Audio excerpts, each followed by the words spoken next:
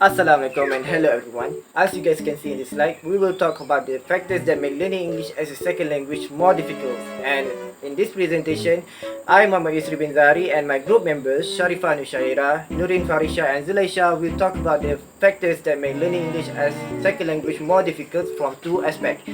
From mental aspect, we will talk about the confidence and the resolve on how to overcome our lack of confidence. And from physical aspect, we will talk about speaking skills and how to practice them to make learning English easier.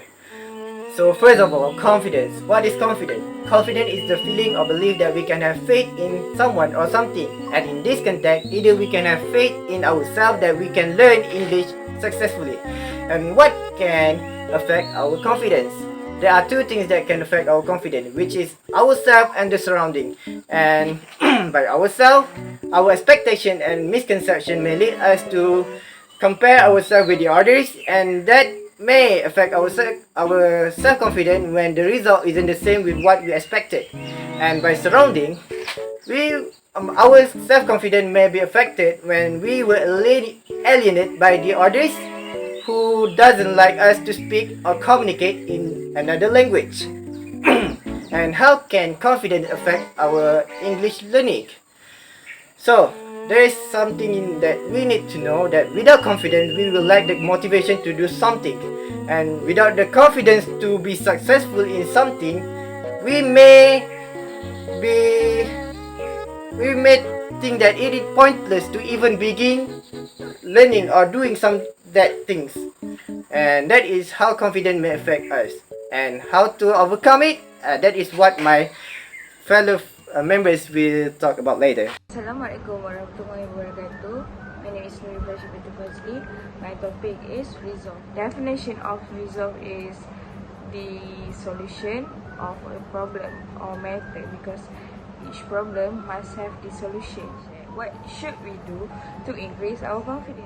The first step is to find an English speaker's friend. By having an English speaker's friend, you will be less insecure about your English, and you could practice at the same time. To find an English speaker's friend or by joining an English oriented club. You can also play games such as Omega, Lead Match, and finding friends that talk English. The second way is to not be afraid to make a mistake, because the mistake is the best teacher.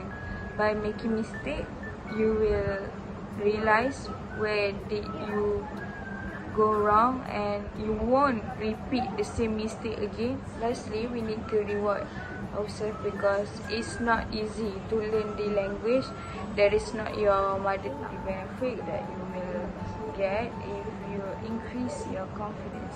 Firstly, your presence in people's eyes was powerful.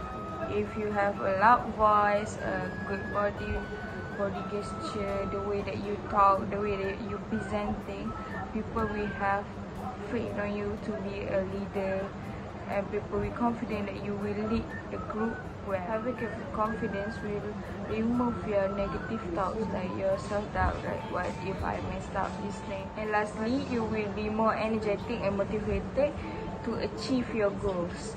By having confidence, you are willing to take risks and will be out from your own bubble, your comfort zone, and you will do anything to achieve your goals and dreams. Hi there, I'm Zulaishah, and I will be talking about speaking skills. So, as you guys know, here in Malaysia, we have different languages and accents, which we mix it all up, and boom, we have Manglish here, a simplified form of Malaysian English that doesn't follow the grammatical structures, rules, etc. Basically, it is the wrong way of speaking in English, but that is how we speak in Malaysia. So yeah, I'm going to be talking about how Manglish affects our speaking skills, including our pronunciation. Alright, so apparently Manglish affects our pronunciation. You see, Manglish is actually non-rhotic. Non-rhotic is you drop the R consonant before a consonant or at the end of a word. For example, where becomes where, and father becomes father. Second is that diphthongs is reduced into monophthongs. A becomes air. For example, waiter becomes waiter. So how does even Manglish affects our speaking skills? Let me tell you. So here, most Malaysians uses Manglish in their daily conversations, which then they later on get used to it and unable to differentiate between Malaysian English and Manglish. So for those who doesn't understand Manglish, doesn't know Manglish, and is just starting to learn English, they will be like, is that really how you speak in English? Is that really how you pronounce it? No, it is not the way how you pronounce and speak English. So with that, it literally just confuses them and be like, oh, okay, so and by that it makes them think that English is actually hard, but no, it is not. It is just easy to learn English as your second language. And so with that, thank you for listening and take care, guys. Don't forget to stay hydrated. Hi, Assalamualaikum. I'm Sharifah and Shaheira. So today I'm going to present about the practice, which is the solution of the factor speaking skills. So the first point is entertain yourself with English-based materials such as movies, songs, and games. We can practice with music and movies to improve our speaking skills. Music is one of the best tools for learning intonation, pronunciation, and English is one of the most common languages used in popular music that we can easily find on the internet or hear on the radio. Besides, listening to and singing songs might help you remember vocabulary and phrases if the song is easy to understand. Okay, while listening to a song, you will pick up new words that you haven't heard before. Next is movies. Movies are a much better choice for learning English. You will learn vocabulary, idiom, slang, pronunciation, and listening by watching movies. By watching movies, you are able to hear and understand spoken English fully.